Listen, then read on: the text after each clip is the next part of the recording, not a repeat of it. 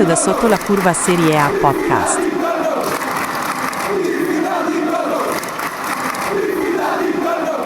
Good morning, good evening, good afternoon, whenever you're taking the time to listen to us this week. We have a lot to unpack, so much action across Italian football, and questions about Italy's European reputation. We'll break down Napoli's gritty escape in Verona thanks to vintage Lukaku late show, Milan's last gasp double at Cremonese that sets the stage for a massive derby this weekend, and the tactical mastery of Como as they surge towards the Champions League spots. Inter are also flying high in the league behind Di Marco, their catalyst, but somehow failing to Norwegian minnows Bodo Glimt in an historic European collapse on the Inter front. Lastly, we'll also cover Atalanta's heroic comeback, and we'll start with the giant clash of Roma and Juve. It's a packed episode, so let's get into it with Joe's thoughts on Roma. Not an easy game to watch. I was joking before the game started with some friends who are Juventini, and it's a running trend for anybody who's followed Serie A for a long time that Roma traditionally doesn't win I scontri diretti, right? So those matchups against Juve, against Milan, Inter, we don't have a very good record in these games.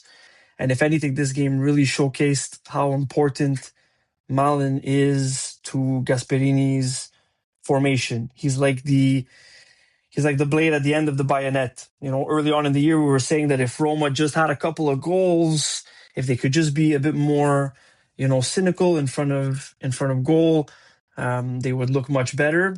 And we saw with the third goal, Milan makes it possible for Roma to go from 0 to 100 in 3 seconds flat, from in their own zone to in the back of your net. So definitely a lot of positives.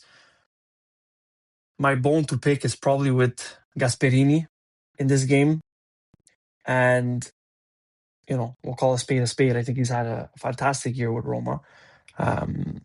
We're maybe slightly above where we were hoping to be, because if we hold out those 12 minutes and get a result, then we're looking at a Roma who could possibly have been in the discussion for, who maybe still is in the discussion for third place, maybe even as high as second, if we took 3 points there.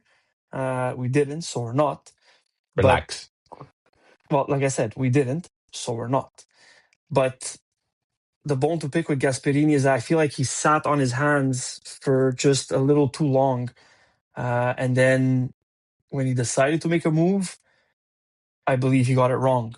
Roma went into the match being the fresher team. And for big chunks of that game, it was very clear that they were the fresher team. But then when you wait till the 75th minute to make your first substitution, you allow, and Juve's 3 subs in at that point, you just lost the freshness advantage, right? They've got 3 fresh bodies on the field, and you're still running with your starting 11. Cristante, per l'amore de Dio, how many balls do you need him to give away before taking him out? 75th minute. It's too late, And then his third sub, we only made 3. His third sub was in the 90th minute. It's now 3-2. Juve is all over you, and you take off Pellegrini to put in Brian Zaragoza. I don't see it. And you had Zolkowski warming up. Zolkowski, the 6'2" center back. And then you throw in 5 nothing forwards. It's 4 minutes left in the game. You need to defend. You've clearly sat back, which is another issue, but fine. At that point, the flow of the game was as such. You've accepted to sit back and let Juve come at you. Why take off a forward for a smaller, less defensively responsible forward? At that point, leave Pellegrini in. We're 3 minutes from the end. Or if you're going to take him out, put in an actual defender. So I didn't understand the substitution. I didn't understand waiting. I mean, you hit the nail on the head with his changes. I think he really got his changes wrong, and all. Even taking out, like, for me, the biggest mistake he made in changes was taking out Wrench, who was playing amazing, wasn't booked Out of nowhere. out of nowhere, and moving Chilik up. And I mean, that first goal comes from a bad clearance by Celik, who's alone as the last man and maybe wasn't used to it for that game. He was expecting another teammate next to him, but he had two guys on his side when that happened. And he clears that header, and Jeremy Boga, who just got ripped apart by Spalletti pretty clearly on camera. I don't know if any of you caught that. Yeah. Spalletti turned to him saying, "Boga, vuoi giocare a calcio o no, cazzo?" and He was about, in his ear a lot from the moment he went on. Well, he didn't look good when he came on, and then he scores that goal, and it changes his confidence completely. But the changes, Gasperini got completely wrong. On the other hand, Spalletti got them completely right. I would say he put on Gatti and Openda, and out of the two, Gatti ends up scoring for you. But it's tough because I find Roma did deserve probably more than Juve. Pizzilli played another amazing game. Kone was everywhere, and Milan was extremely dangerous. And you saw that tactic of like they tried to pull Bremer away from Milan and leave him one-on-one with Kelly, which is how he ended up scoring the goal. Mhm.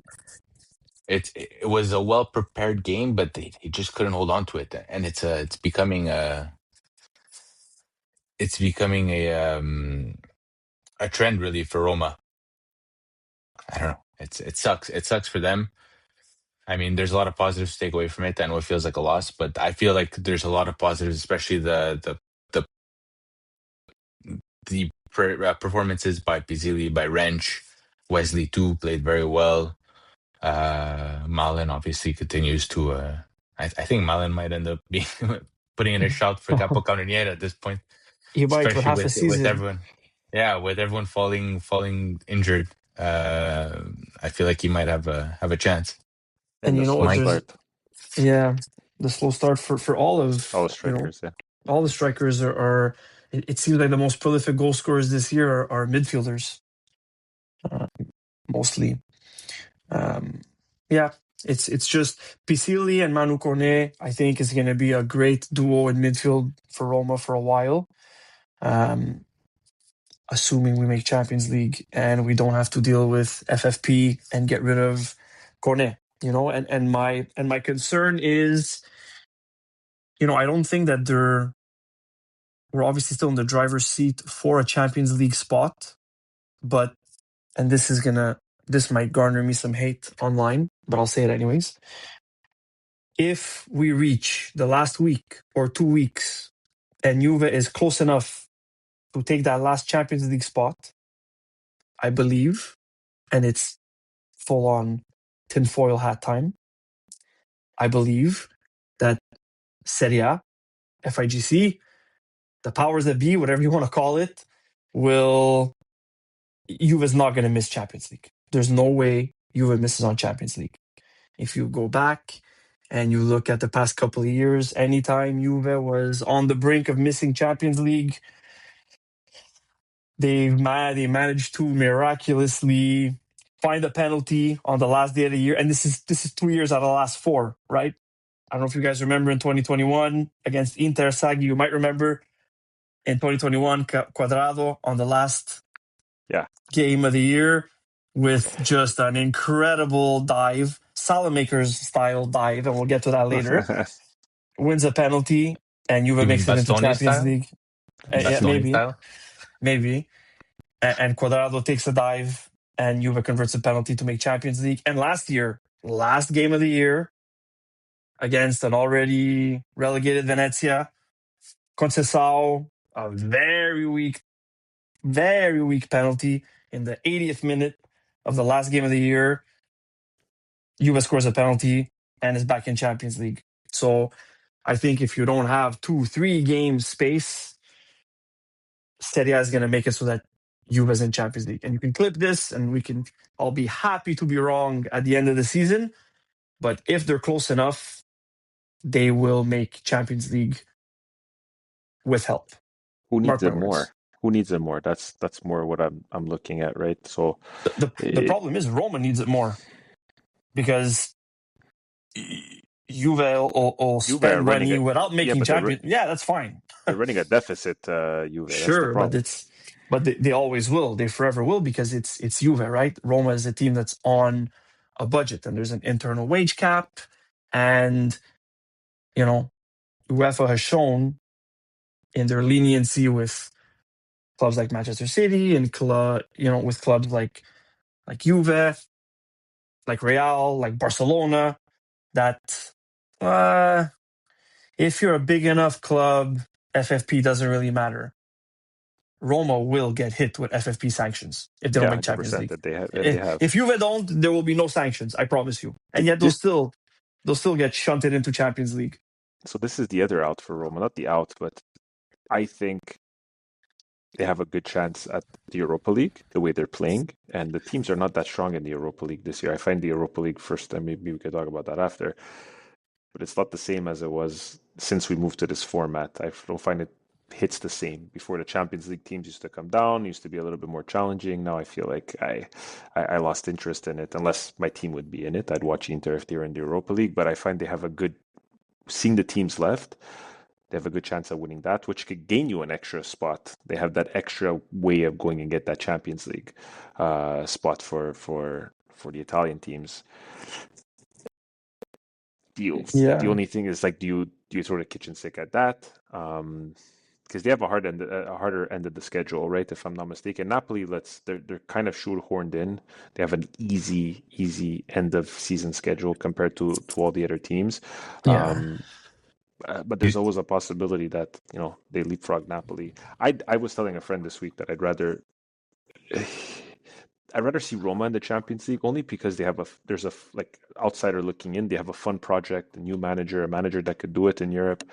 I'd rather see them in Champions League than a team like Napoli. Like, I think it's good for a team like Juve, for Italian soccer as a whole. Like, if you have your Inter, your Milan, and your Juve all the time in Champions League, I think it's great for Italian soccer. Although it wasn't that great the last week, but I don't know. I don't see. We could look at Napoli's injuries, but I don't see them like maybe being challenging in Europe again next year. I think with a healthy squad, I think Napoli can at least look presentable and solid in Europe. I think they definitely have the easier fixture list from here to the end. Torino, who I can only beat Lazio at this point. Lecce, who's not very strong. Cagliari. Milan, a tough matchup. Parma is not a walkover, but I mean, they should definitely take that result. And then Lazio, these guys aren't even playing soccer anymore. They're losing to Torino, which is something I would have thought impossible. And then Cremonese, right? So Napoli has a cakewalk of a schedule. Roma's is a little tougher. There's some debate between who's tougher, whose schedule is tougher from here to the end between Roma and Juve. They're maybe similar in terms of difficulty, but Roma's looking at Genoa, Como, and then Lecce, Inter, Pisa. So And Europa League, with the you have Europa to, League thrown in, yeah. and So Juve has nothing right now. They're out of all competitions. yeah, Juve's playing Um, one game a week, and it's if we look at the fixtures for Juve, it's Pisa, Udinese, Sassuolo, who's surprisingly a decent team, Genoa, Atalanta, Bologna, Milan. You know what? Maybe I would say Juve has the slightly more difficult schedule actually than Roma. Just because Milan, Atalanta, Sassuolo's not a pushover, so we could say there's 3 tough games, whereas Roma would have arguably 2.5 tough games, but it's close. There's not much to divvy up between them. Como with a more difficult schedule though, so I think maybe we can see them slow down. Out of those teams in the Champions League spots, Como's is probably a little bit more difficult. They've got Inter, then that Roma game, and then Inter again, Sassuolo. So probably 4 difficult matchups versus 2.5 for Roma and Juve. So yeah, It's going to be a dogfight. I was gonna say let's maybe head over to Como. They did beat Lecce 3-1. They're playing another solid win for Como. Senza Paz on the bench. Remo said that they hot take from Remo this week in the group chat. He said that they play better without Paz. So I'll shoot it to Remo to hear his thoughts on that. I mean, I'm getting put on the spot now. It was more a Fantacalcio dig towards you. Just FYI to any of our listeners, I beat Michael this week in Fantacalcio. He's first, I'm second, so I closed the gap. But yeah, no, I mean, watching the game, I felt like they moved a lot more freely up top. Paz, I mean, he's a focal point, right? He's your best player. So whenever your team has a player like that, especially a smaller team, I mean, they're still a smaller team. They still don't have crazy star power, but whenever a team like that has a player like Paz up front, the play always goes through him. And when he wasn't there this week, especially, it seemed as though everything flowed a bit more naturally. The play always went through Perone, who played amazing. But seeing as Perone plays a bit deeper, or he was a bit more of a box to box this game, the midfield was playing extremely well and very dynamic this week, which is probably because Paz isn't there either. The Cunha, Perone, and Cacré were up and down the field, swapping positions. I felt like the team flowed very well. Then you had Jesus Rodriguez on that wing, was dynamite this week. He got an assist and a goal, but he looked like every chance he got seemed dangerous. I mean, they won that day, but I think they were the bigger winners with that Roma Juve tie. It gives them a bit of hope. They're ahead of Juve now, but like you said, their schedule's a lot harder. That second Inter game in the Coppa Italia might take a lot of resource from them, because I feel like they probably feel as though Coppa Italia is a realistic goal. But either way, getting to Europe in their second season Serie A is already incredible. Is that why Paz was rested, or he was injured? No, I read he apparently arrived late to like the pregame dinner or pregame meal, and I so saw it was a punishment. his punishment. Also, I read that also. Yeah. Okay. Yeah, his punishment was being benched. I mean, hey, I commend that, especially Fabregas for sticking to his guns. And I mean, when you can afford to bench a player like Paz and still win very comfortably and very dominantly, all the better for your team. Very good performance by them. They did play Lecce, though. We have to just say that's exactly where I was headed. I mean, okay, but either way, I mean, Napoli played Hellas and struggled. You know what I mean? Well, hang on. There's a big difference, though, right? I mean, even in Hellas, we say, and that's a team that's headed down like a ton of bricks. But there's in XG allowed, even between those two clubs, a pretty big discrepancy. Lecce is pretty much tied for third in XG allowed per game, right? So this is a super, super leaky defense, And so I don't want to be quick to be anti-Como. You could be anti-Como. It's fine. But they're very hateable. It's easy to look good against Lecce, right? Only Pisa and Cremonese have allowed more XG this year. So I know your team Allegri. Don't worry. You know what? Well, hang on a second. Actually, a lot has been made lately of Fabregas being a little bit more pragmatic since Allegri got the better of him the first game and eked out a tie in the second one. So we'll see. Maybe Allegri was the stone that sharpened the Fabregas blade. Maybe he showed up at the right time to teach him an important lesson as a manager. But yeah, we've seen a difference in the way Como set up and in the way they approach games since the past couple of weeks, maybe month and a half or so. Yeah, that was just my only point. And me and Mike were stepping on each other's toes to get there first. But yeah, you gotta take anything against Lecce with a grain of salt. You know what I mean? Yeah, basically. there's not much more to say because their form has not like it's been good. They won 2 games in a row, nice, but they did lose to Fiorentina. They were drawing some other teams on the way here too, and they haven't been on the best run of form. But they're figuring themselves out. They're playing Copa matches or have a big match versus Inter tomorrow at 3 o'clock. We'll see there. This is where we're going to really see what type of team they are, right? In the semifinals of a Coppa Italia, then playing on the weekend, fighting for Champions League. This is where the real test starts for Como. They got themselves where they need to be, where they wanted to be, I think, and where their ambitions are at the beginning of the season would be fighting for Europe. Now they're fighting for Europe. They're fighting for Cup. So this is the real test now, I think, for Como, and we'll see. We'll see how that turns out for them. Let's move on to last year's title winners. Napoli get a rare this season Lukaku goal. Late. What do you guys think, Joe? What do you think of the Napoli performance? I think I was very surprised to see that result hold out as long as it did. I know that no team should be considered an easy victory. When Napoli came out and took a 1-0 lead, 2 minutes in, within the first 5 minutes,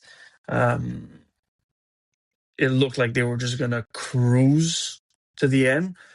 And in the end, they didn't create much. Napoli, scored 2 xG of 0.68. And almost all that was generated on the opportunity that Højlund actually missed. I think on the whole, they probably deserved the win, but it was very, very labored against a team that's dropping. If you zoom out and okay, Napoli beats Verona 2-1 on the road, fine, that's a good result. But anybody who watched this game, especially if you're a Napoli fan, you can't come out of this one feeling good about the way Napoli played. It was very labored, right? No one really played. They didn't seem like they had many ideas. I don't know. I said it, I think, last week that Verona is a bit of a tough matchup for Napoli, and that first game that Conte had in charge of Napoli, they ended up losing at home away to Verona. Even the year that they went last year when they won the Scudetto, the first game of the season was in Verona. Napoli lost, and that's when he had changed the system and all that. I mean, the quality's there, right? You put a guy like Lukaku at the end, he doesn't have many minutes in his legs. He looked like he was stiff and heavy, but he ends up getting that key goal. The one thing that was very interesting that Conte did, he had a left wing back and a right wing back on the field in Gutierrez and Mazzocchi, but he played them on the opposite wings, which I found very interesting. He, I don't know why, maybe to get like a swinging cross, but it was such a weird decision, I find. In the end, it paid off, right? Like Lukaku ended up scoring. Was it a cross? I feel like it was a cross, like a low cross. Yeah. Was it Mazzocchi that crossed it or no? I don't remember actually who it was. I feel like that it was put Mazzocchi, it in. but I might be wrong. But either way, it ended up paying off. It's just tough. It seems like everything Napoli's been doing has been heavy and hard, and they're scraping by wins. They don't get many chances in a game. Højlund looks very alone up front. Vergara, the hype is dying down a bit, although he played very responsible this game. A lot of safe passes and much less direct actions, which he was doing a lot in the last couple of games. We'll see. Maybe it's an off week. Maybe they could bounce back. But I feel as though Napoli is struggling now, struggling to find their feet, struggling to find their legs. De Bruyne is back in practice now. So if De Bruyne can come back and Lukaku is good to sub in for 20, 25 minutes, I And we think can jump in the hot tub time machine and go back 5 years. Add Yeah, that no, to but the I mean, list as well. I Listen, mean, yeah, De but Bruyne what are in we Serie talking about? A, Yeah, De Bruyne in Serie okay. A, he could do decently. He did decently at the beginning of the season. Now you have to find a system that fits him. But McTominay's out. Anguissa should be coming back, right? Shortly, yeah. If That's I think what'll help more, because I think that they're they're missing creativity, and yes, I think that De Bruyne can spark something offensively. I don't think he had much time to develop a great connection necessarily with Hoyland. But I no, think what they're really missing is Anguissa just running people down like a madman in midfield and generating energy, and recovering stray balls and launching attacks more than anything else. yeah, because Almas doesn't look effective at all. He's doing the job that's being asked Yeah, of him, but he doesn't look like he's he's another he's guy who looks effective. he looks very much his age lately. Yeah. So and But my point was that Lukaku is still for 20 minutes in a game, I think he could be impactful. of course, that's yeah. going to be Yeah. his role though going forward, right? He No, has to exactly. And understand it that, should be right? his Like, role. yeah, Yeah. Hoyland is They're the investing in Hoyland. Hoyland looks good. He looks happy. He's playing well. And Hoyland could do everything. Like the guy has not taken a break. And he still looks like he's the one with the most energy on the team. It's crazy. is there a world where Napoli fall out of the top four? Not with their I don't think schedule. so. I don't think so Not I with their either. don't. At this schedule. point, Yeah, yeah. At this point, I think that chance is coming on. I think they held on tight, very by the skin of their teeth, a couple of weeks. But I think they make the top four. yeah. Because Not we sneaked that comment in a couple of weeks ago, but when we were looking at the run of fixtures that they had coming up, right? At that point, we were looking forward, and they were playing Como, Roma, Atalanta, right? And they got through that run of fixtures with 2 points, which isn't great. But then everyone around them continued dropping points. Juve hasn't looked good. Roma's been up and down. Como in that time also dropped points to Fiorentina. They tied with Milan. So yeah, they're doing just enough to stay there. It's exactly that. Everyone else has been worse, right?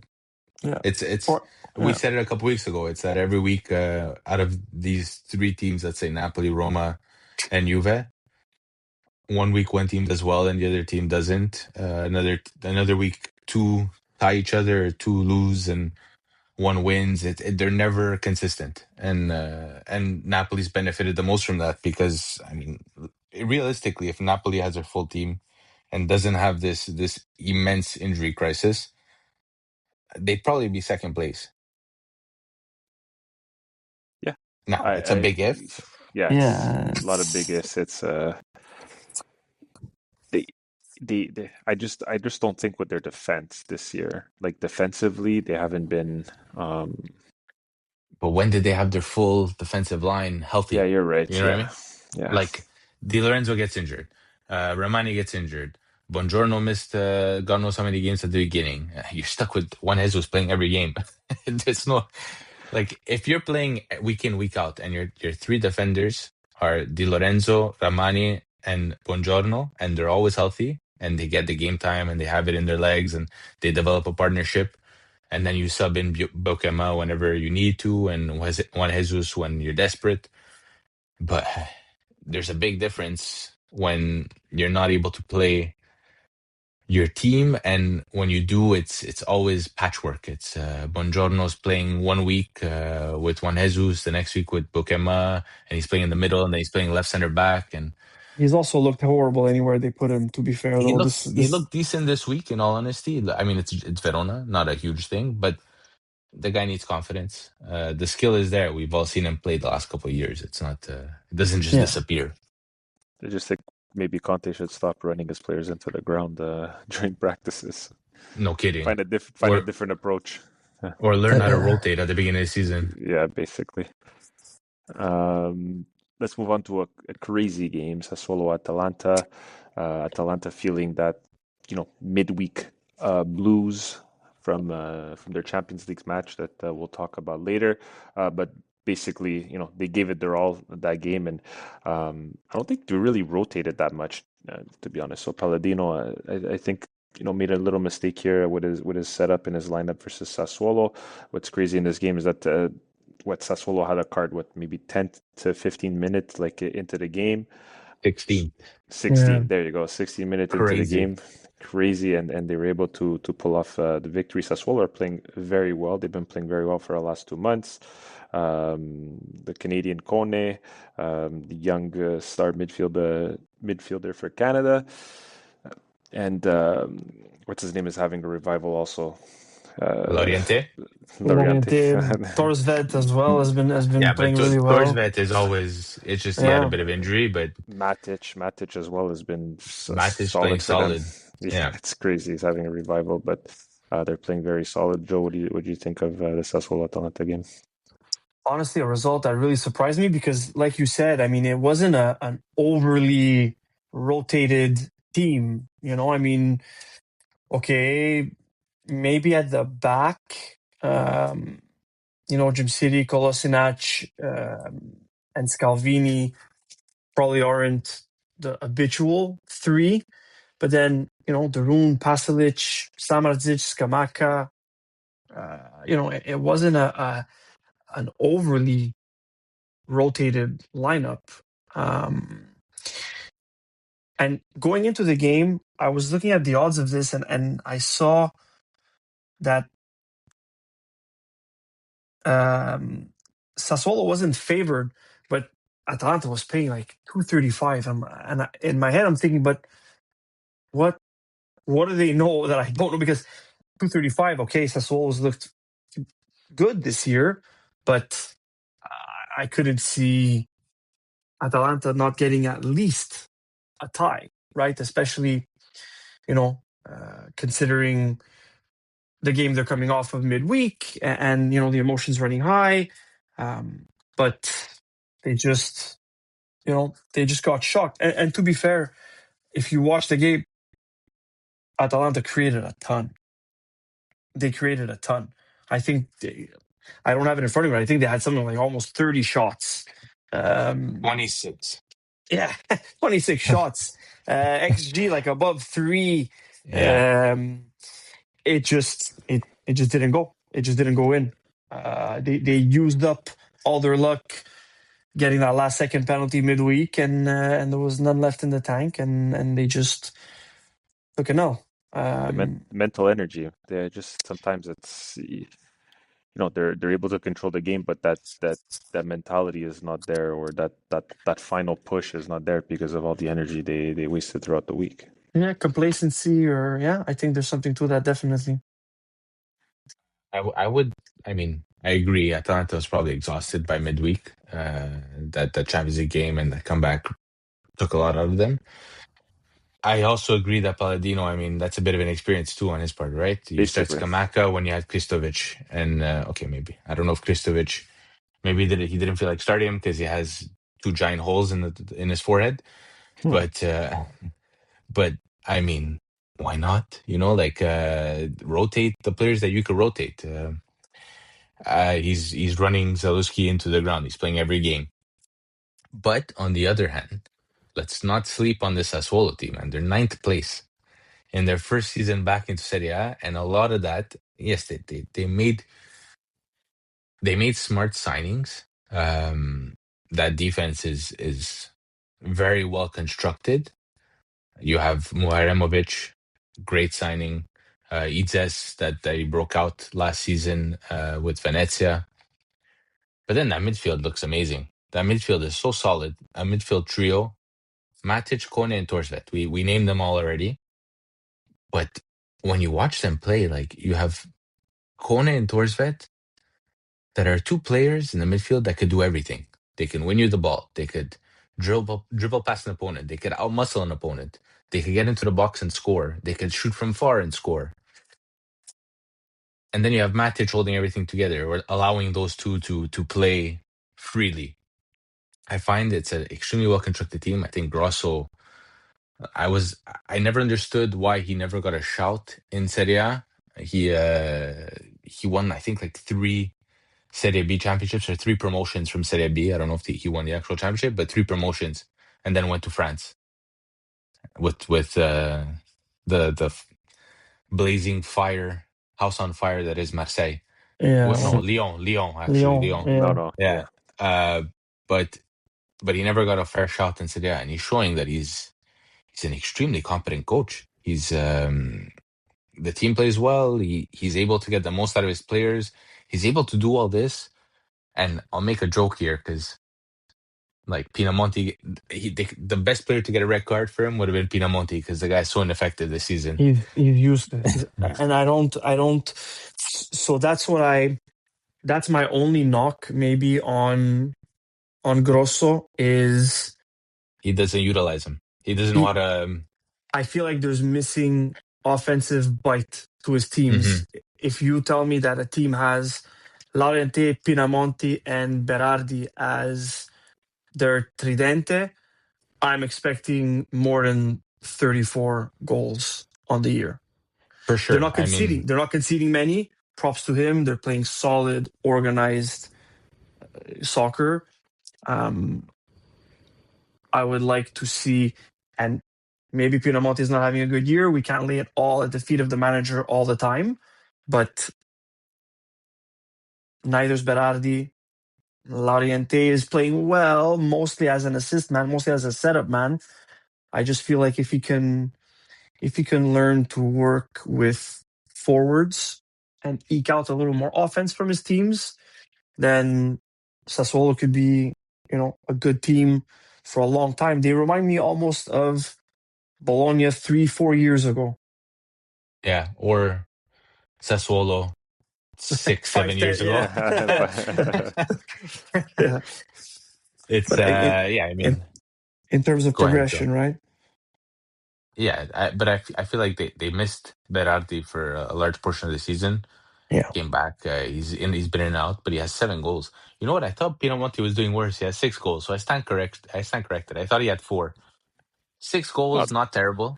Not no, they're especially not doing too considering bad. this Yeah, season, yeah, and what all the other strikers are doing. But I find the thing that Grosso's team is excelling at mostly is the inserimenti, and you guys know that I love midfielders who get in the box and score. McKenny. But Kone is that for them. You know what I mean? Like 5 goals for a midfielder and his first season in Serie A, and what is it, his second full season in Europe after a horrible season at Marseille? Yeah. Like that's very impressive. And I'm not just saying that because he's from here, but like he's for me, he's probably one of the stand-up performers of the season in all of Serie A. Yeah, I think that's a good shout. yeah. And I saw him play here in Montreal. We watched him play. He's always been that style of player. He was pivotal in our run as well when we were the last time we were actually good here in Montreal. So Or even It's just been a half while. decent. Yeah, it's Been a while. it's been a while. It's been a rough Catch that on time. our MLS podcast. Oh yeah. my god. Titled Why Do We Suck? Why do we Titled Forza Supra. Yeah. let's look at 2 games. Well, we'll look at the Milan Cremonese game and then head over to maybe Inter Genoa and then maybe move on to next week's matchup so we could set that one up as well. So the Milan game, they leave it late. Didn't look well. Let's say they had their chances. They couldn't finish their chances. Leao just himself, I think, could have had 10 goals. What do you think of Milan's performance versus Cremonese? So I actually woke up extremely early to watch this game, and I honestly I regret doing so. I could have just woken up a bit later and watched the end of the game. What to say? I think, and it's been memed to death, but I think the Fantacalcio ratings are probably the best story for this game. Now, until the 90th minute, right? 90th? Hang on, let me just double check. Until the 93rd minute,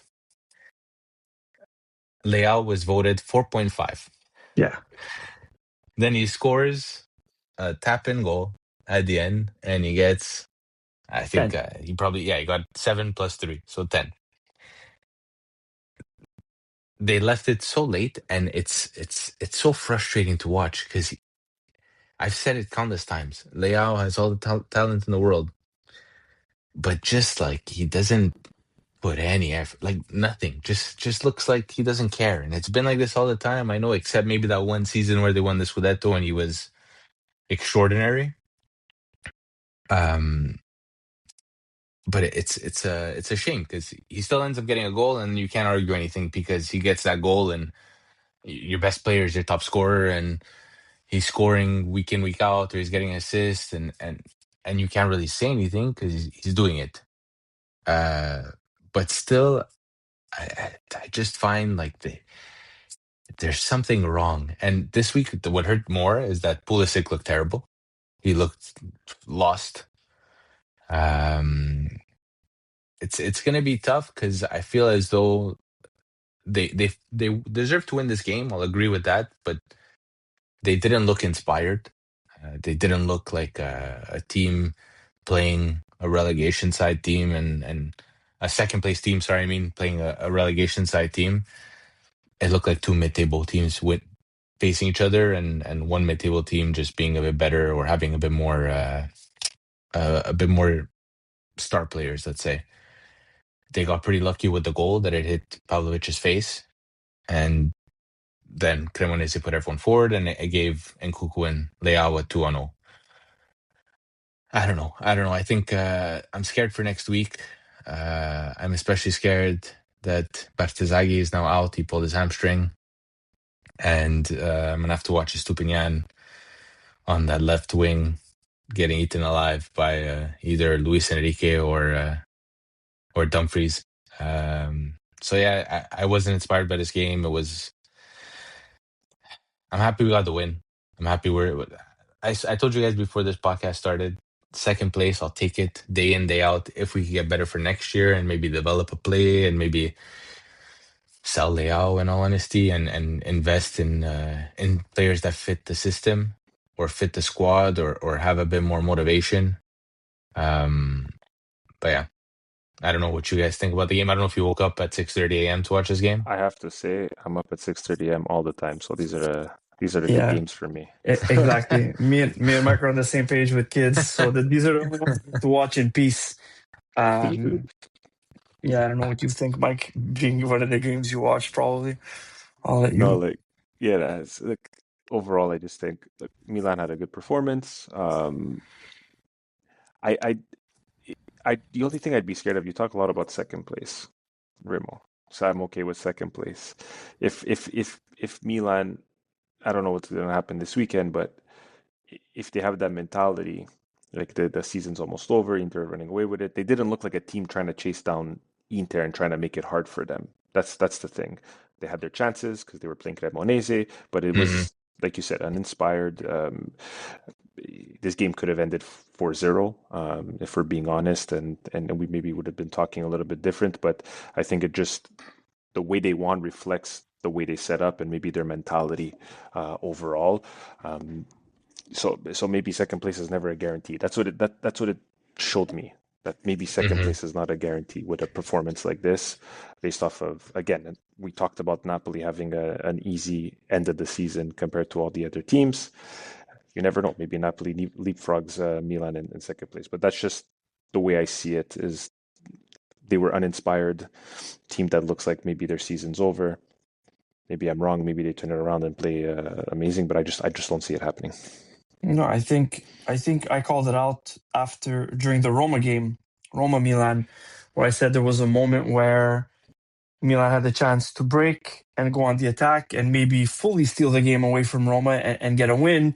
And Allegri was begging them to calm down, to slow down, to not attack. I feel like Milan gave up on this Scudetto right around the time they were breaking open their Christmas panettone.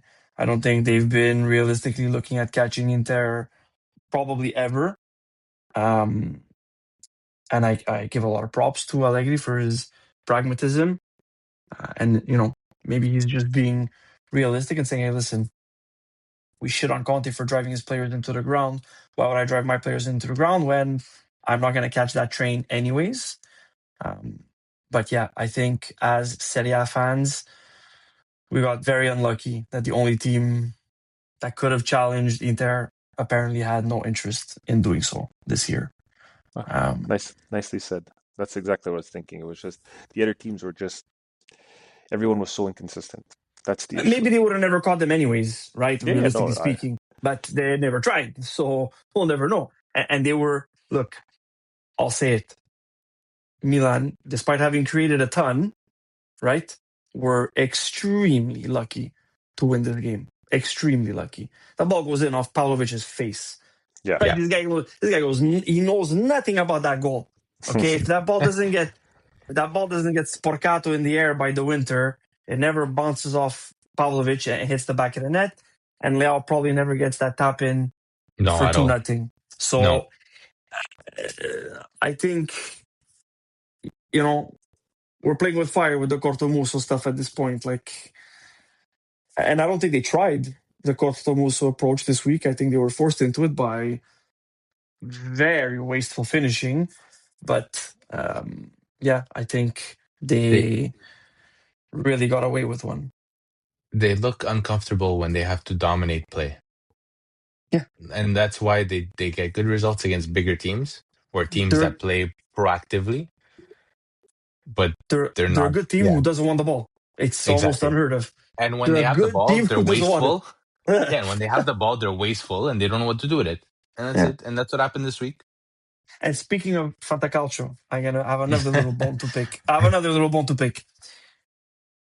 know the pagelisti at Lega Fantacalcio. They're so bad. What they have with Modric. This guy, he does nothing. He's a very good player. He's been very important to Milan. But I watched the game. He didn't do much. I mean, he created 0.01 xG. His passing accuracy was just over 90%. No shots on target. 7. A 7 based on what? They gave him a 7. 7, but based on what? That's ridiculous. Anyways, these voti are what? 7. 7. Guy wakes up in the morning, brushes his teeth. 7. Boom.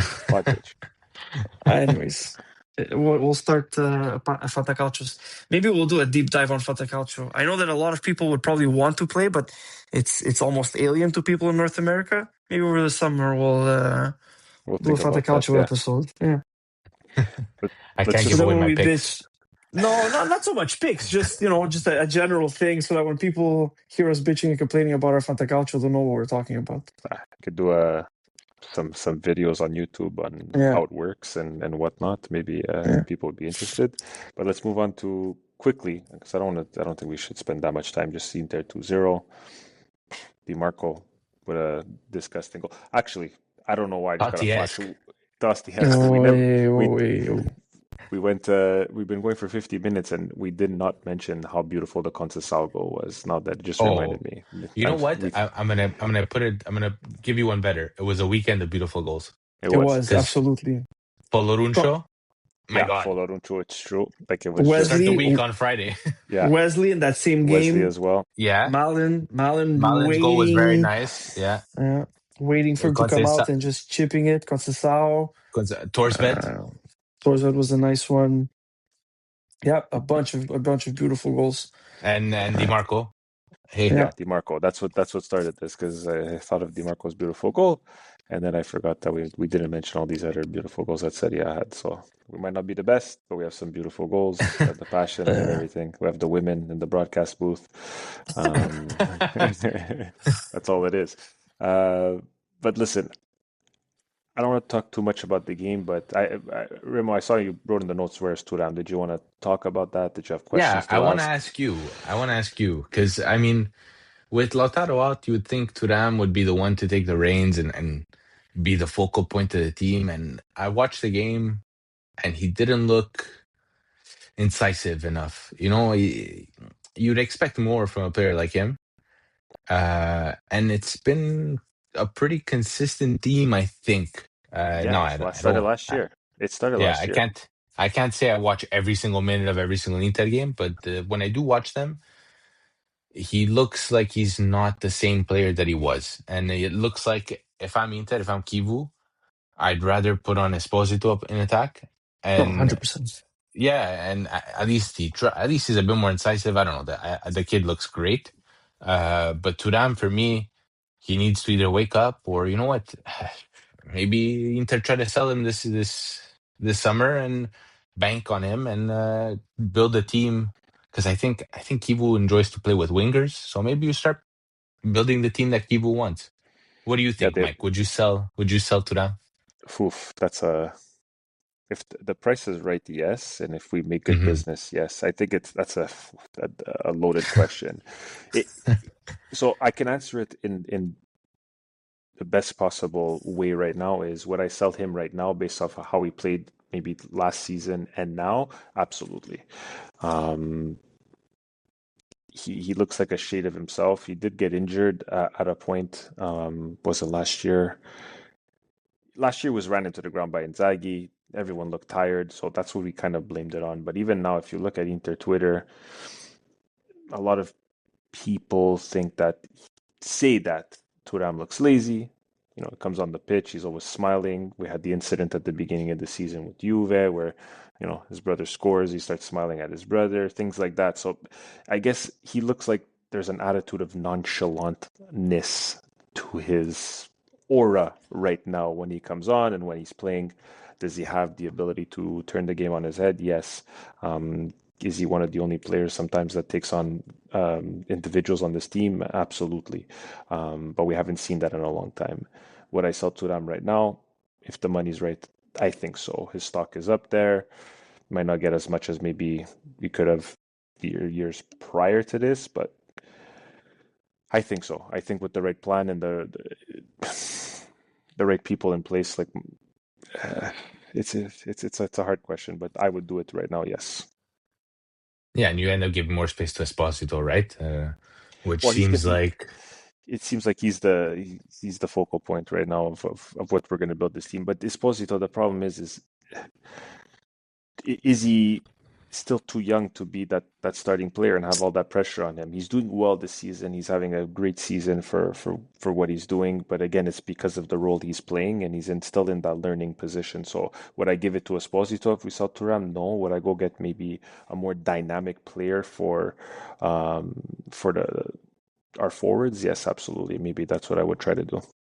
I feel as though I think I read somewhere, like I said, that the goal really for Kivu is to implement three strikers, like two wingers and Yeah. and a central striker, and that if you have Lautaro as your first striker and then Esposito rotating with him, I think it's probably beneficial in the long run. It's beneficial for Yeah, he Esposito wants and two it's people beneficial for behind the Inter. striker. You want Yeah, like closer, exactly. maybe not so much. I know you say wingers, but he wants two people behind that Yeah, striker that could move, and that's why we tried to go get Lookman for him this Lookman, season. That exactly. yeah, yeah, Yeah, and that's the type of player that you want. That like Thuram 2 years ago could have maybe played that role, um, but but doesn't right he now, not want to play that role? I feel like I remember.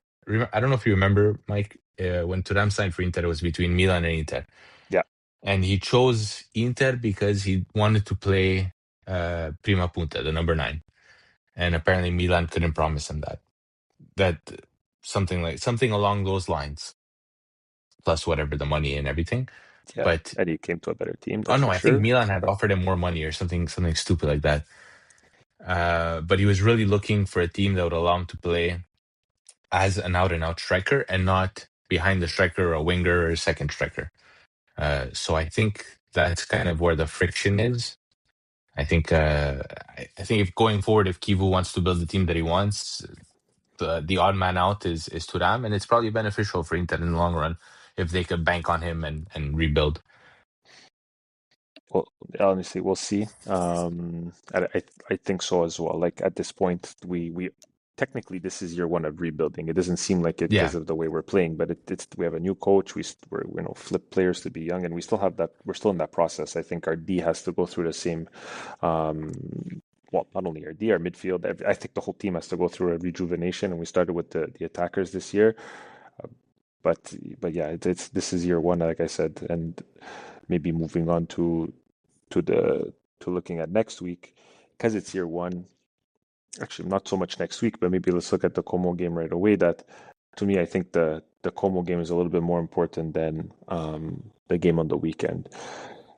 Might call me crazy, but I think after getting eliminated from the Champions League, it's going to be a huge success for Kivo if he can go ahead and win the Coppa Italia and the Serie A. And I think everyone's going to forget about that Champions League exit, which we could talk about later. I don't know if you guys heard about Fabregas invited the Bodo Glimt staff to a dinner or Oh, to No, their training ground. Yeah, apparently. to I practice versus listen. to know how to play Yeah, versus Inter. yeah, exactly. Exactly. Like in anticipation for this game, he tried to speak to, or he invited the staff to Como, to pick their brain on how to play Inter and how they played Inter. Interesting. And honestly, I think I don't know. Will we talk? We can get into that later. Right, we'll talk about the Champions League game, so maybe not get into that too much. But let's look at the games coming up. So, like I Yeah, did I mention, just wanted to say something yeah, before go we ahead. move on. I want to give one quick shout out because I don't know if any of our listeners or if any of you guys pay attention to Serie B, but this weekend was Insigne. Pescara, who's basically fighting relegation to Serie C. They played Palermo, who's dominant this year, and Ponchpalo is killing it in Serie B. And Insigne scored his first goal, and they ended up beating Palermo. And I watching the highlights, he looked dominant, and it was nice to see. It's such a romantic story, and it's nice to highlight things like that because even Serie B is interesting at times. yeah. I actually, well, you guys know I have a big soft spot for Palermo, so I watch most of their games actually. So I was watching this one over the weekend, and despite his age, and I mean it's Serie B, so they're it's maybe not as physical and as quick Quick, of a yeah, game as Serie A, but you know he subbed in. It was pretty late in the second half. He subbed in, I think, around the 70th minute, and in the 30 minutes he was on the field, scored a goal, dribbled a couple of players, had a nice sombrero. Um, he looked great. Now, I mean, first game back after a long time, over a full season, or as the season progresses, does he keep up this pace? I don't know, but yeah, it was definitely cool to see him in that jersey again, and it brought back a lot of memories of Zeman's Pescara, which is where we discovered that trio of small Italian superstars. I mean, I don't know if Rem, you'll probably remember. Mike, you too probably, but Zeman had gotten promoted from Serie B to Serie A with the trio of Insigne, Verratti, and Immobile, and that was one of the funnest teams to watch that I've probably ever seen.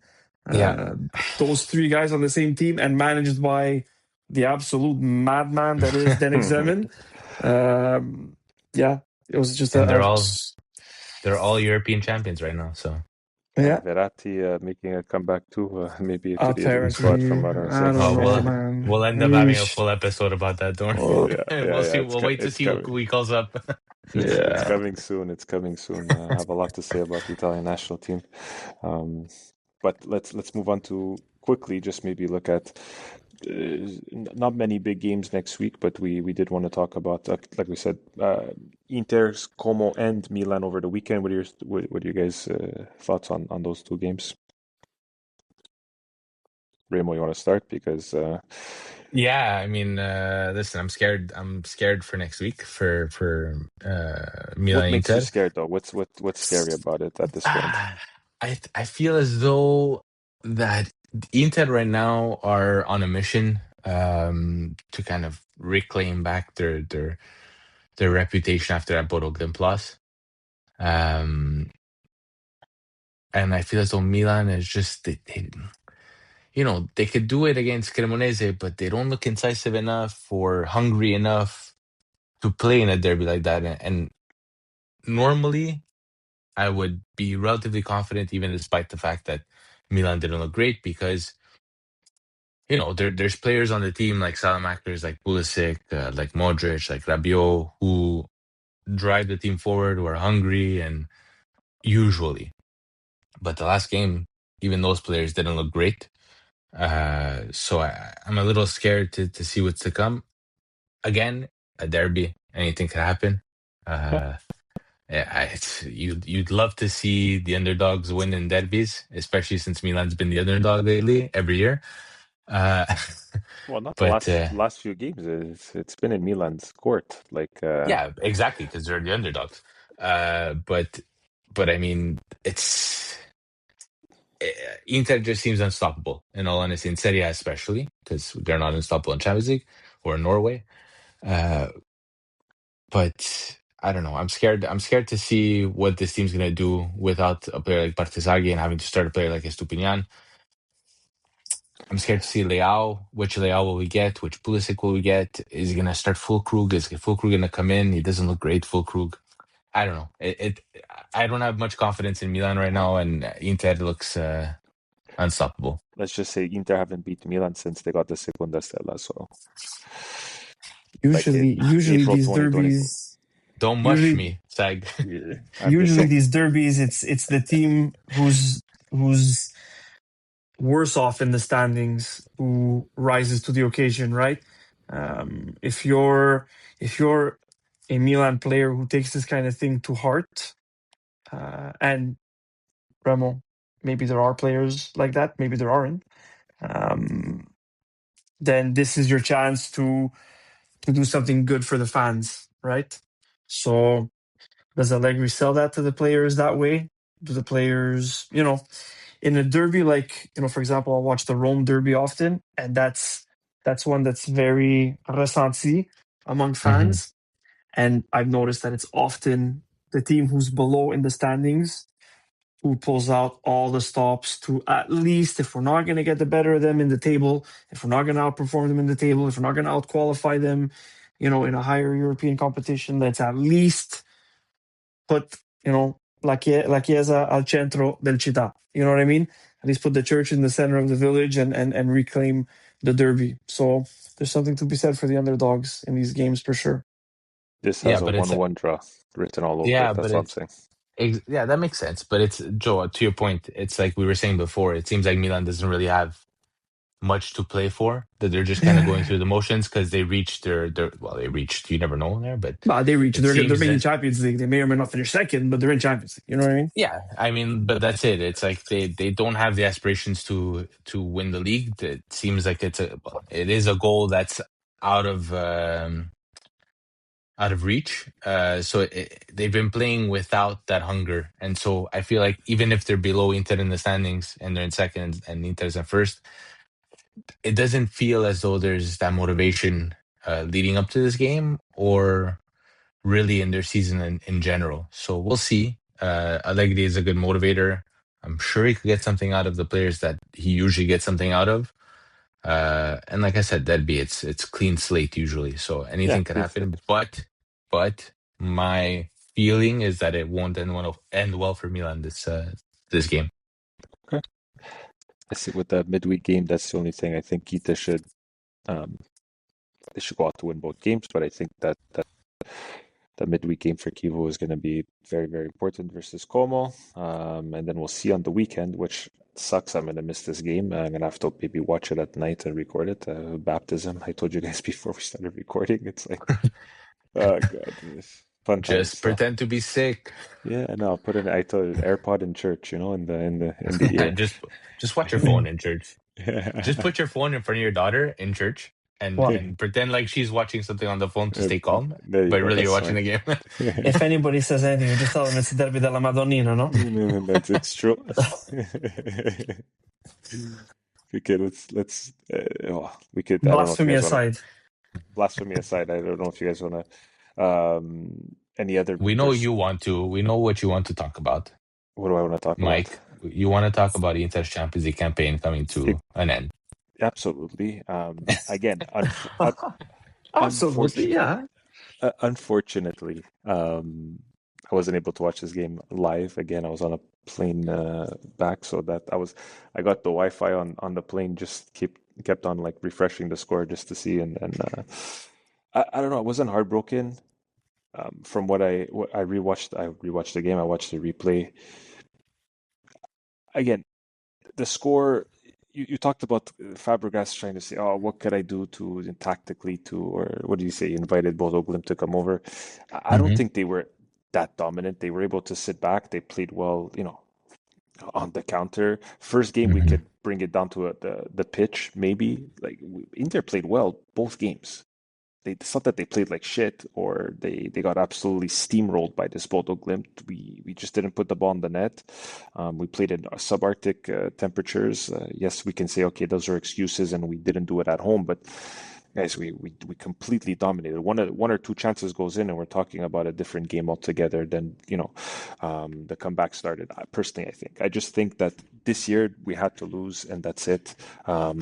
I think it would have been great if we made it to the next leg, but not to use it as a crutch or anything. But I think winning Serie A and winning Coppa Italia, like I said, in his first season is more than enough for this Inter team that's technically year one in a transition. I didn't have big aspirations to win the Champions League. Could we have made it further? Maybe.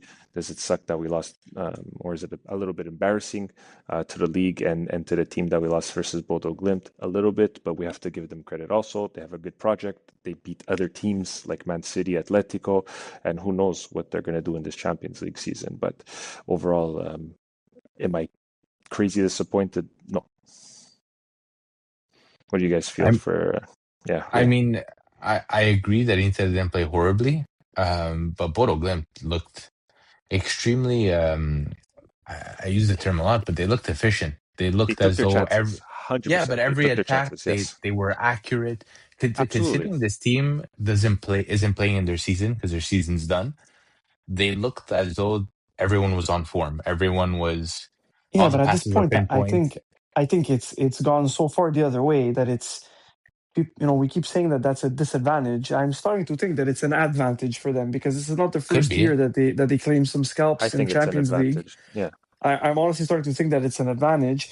And Michael, you mentioned it being an embarrassment. I mean, I still think that Inter should definitely have won that game year 1 or 2 or 4 or 9 or 12 of a rebuild.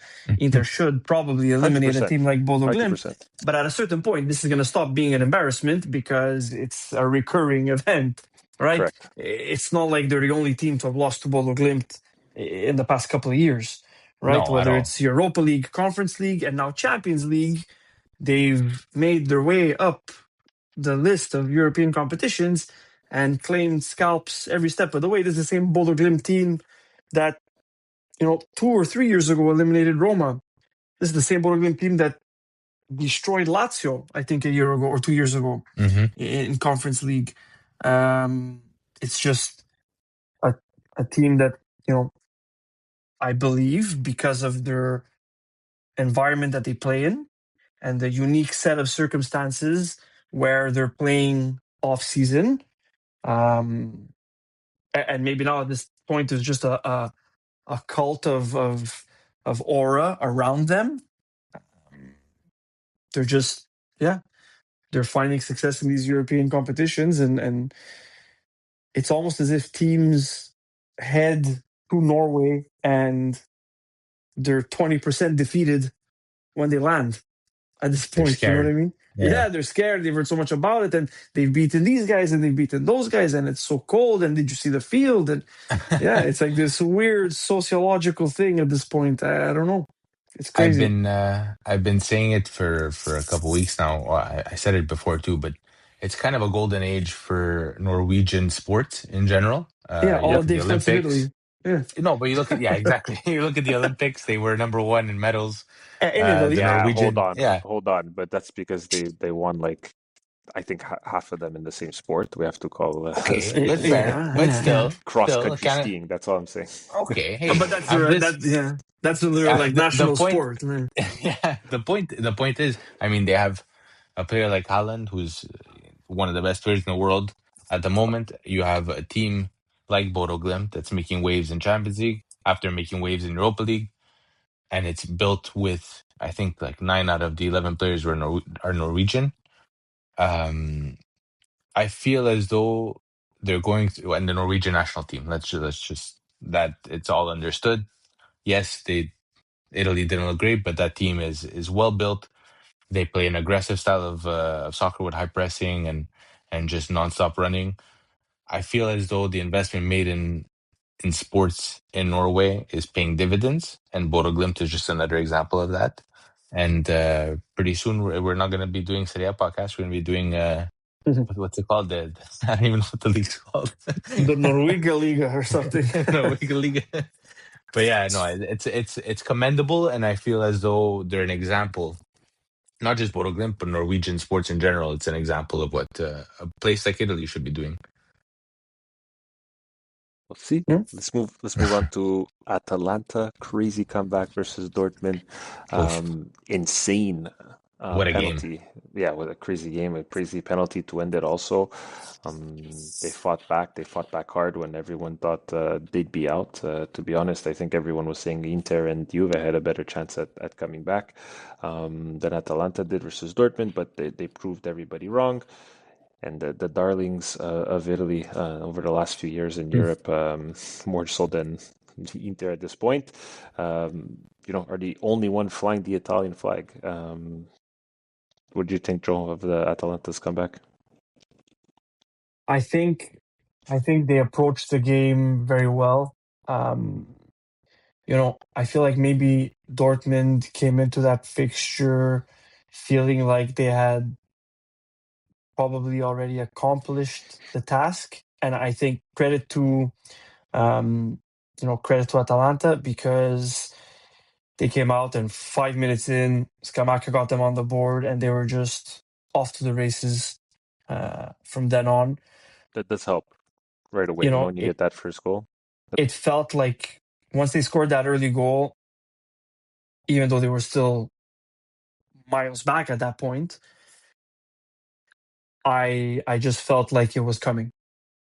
That same eerie feeling I had when it was 3-1 Juve, and even at 3-1 in the group message, I was telling you guys, yeah, it's not over.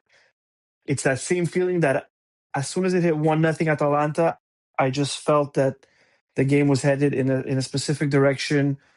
Borussia seemed flat-footed. It took them forever to react at all. Throughout the first 30 minutes, there was only one team on the field. And at the 30-minute mark, Borussia started to sort of show some signs of life and creep into the Atalanta half. I think Palladino is improving exponentially week by week, and credit to him, credit to Atalanta. There was a lot of concern this year, especially early on, that with Gasperini heading out, would that project be aborted? Would it fail? Would it stutter? Would it stumble? And initially it did, because I don't know whose idea it was to hire Juric. After everything he showed last year, he almost got Roma relegated, and then he did get who was it? Southampton? Sunderland? Southampton. Yeah. So he almost did it with Roma, and then the job he couldn't finish in Rome, he went and finished in Southampton of getting a team relegated, and somehow he finds himself playing in Champions League in Italy the next year. Percassi should be crucified. Well, he fixed his issue. He fixed his mistake, right? Sure, but where would they be? Again, where would they be without that early run? We would be looking at a team who had consolidated Champions League for next year, probably. Anyways, we're getting off the topic and we're already going super long. I think they looked great. I think props to Palladino, props to the Atalanta team, and hopefully the Italian national team draws some inspiration on the ground. Some inspiration, not necessarily from Inter, Mike, but at least from Juve and Atalanta. Well, they're going to be playing at Atalanta Stadium, so that's why I said that. There you go. Hopefully they grab us. Hallowed ground. Yeah, just big shout out to Atalanta. Like the goals are going to get the headlines, but Atalanta's defense, especially in that second half, Carnesecchi made some big stops. Just everyone was a well-run unit, stopping everything that came their way, because they did have to absorb a lot of pressure in that second half. Another crazy game. Juve, comeback of the century, it seemed, and then Osimhen, Spalletti's former striker, breaks the tie at the end of the day, breaks his heart. Want to talk about the controversial red card as well. There, Remo, did you want to start on that? I feel as though Juve got a bit unlucky over here too, because never in a million years is that a red card. Like, you could give a yellow, but a red is very harsh. He's jumping up, and as he's falling, he lands. There's nothing malicious, nothing. I don't know. I find I'm gonna disagree, even though we're running late. no, That no, foot that foot is absolutely looking for that leg. You can watch, no. yes, you can watch 2 million replays of people jumping for a header and landing. Nobody, and I mean nobody, puts a foot out. When you want to I don't know. land on your feet, you put both feet below you. You do not put one foot ahead of you and one foot below you. That's a recipe to explode your ACL. When you come down, your feet come down straight. He kicks his leg out. I think that was very, very cynical. And look,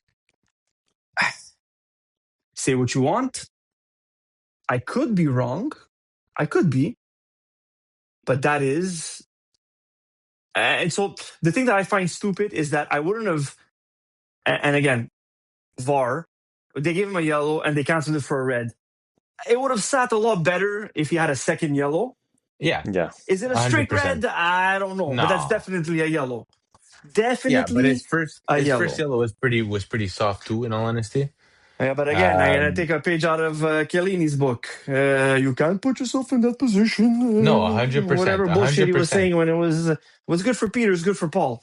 100%. And you know what? They still ended up rallying to come back, and I mean, they tied up the tie, right? Absolutely, It was 3-0. all props But to Juve, and they had no gas at the end. No no, gas whatsoever left.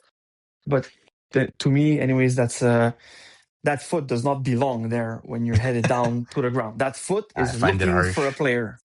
I find it harsh.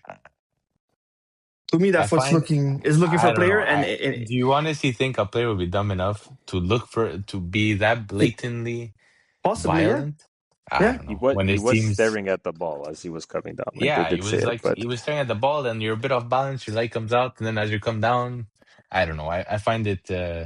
It's to me, it's an unnatural position. His heel was down, which I means don't his know. studs were out. I If would I'm disagree. I landing, disagree on this.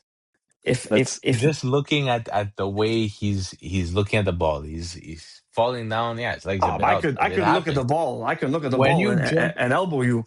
I'm saying if I'm jumping, if I'm on my way back down to the ground, my toes are pointing down, Rem, not my heel, no, and my not foot is not necessarily. If you're off forward. balance, your foot comes out to gain your balance. It's happened. It happens often.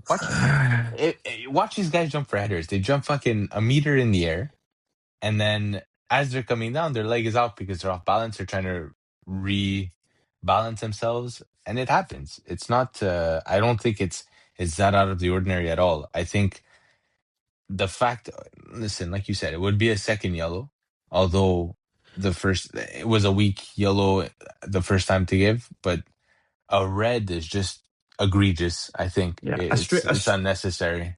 so it's nitpicking. I don't believe it should have been a straight red, but I can see giving a yellow card for that, and the end result is pretty Yeah, much the same. yeah, fair, but I still feel that first yellow that he got was weak too. Anyways, either way, I feel as though they were relatively hard done by, and unlucky because, like I said, it's the way he's coming down. He's not looking for that contact, to me personally, and I really don't believe that he's looking for that contact. And he's just unlucky in the way that he lands, and then he gets a red and puts his team in a tough position. I think Juve, 11 men on the field, a lot. It's a butterfly effect. Would they make that comeback? no. Maybe not. Maybe they missed that, like, that grinta, that like want to get back into the game because they're a man down and they felt hard done by. But they probably don't go into extra time if they do make that comeback burnt, which they were. So I don't know. It's It's an just unlucky series of events. it's the exact same thing that happened with Inter. It lit a fire under their ass because they were so pissed, Hmm. and it just shows that I think Juve need a little bit of something. They need that fire all the time, because they don't have it every week. And the two times they felt wrong or hard done by, you see that the way they could play. So Yeah, the just whole can't play team like just that every reacts week. to Yeah, you the can't play team like that reacts every to week. negative reinforcement like Yeah, Boga. basically. But anyways, overall, Italy not so great this year. Atalanta's flying the flag, and we'll see how they continue to represent us in Europe. We do have Roma that we did talk about that could potentially fly the flag for in the Europa League, and Fiorentina. I just have no hope for them at all. I don't even want to talk about them. Plus, we're running long. I don't know if you guys want to talk about Fiorentina, No, but but that's not maybe even our Bologna beats Roma. Who knows? Yeah, we'll see. Maybe.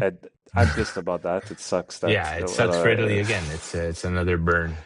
double-edged sword because you're guaranteed another, Italian team moving on. But I think Bologna and Roma could have both easily moved on in this competition. Um, so let's move on to calcio scommesse.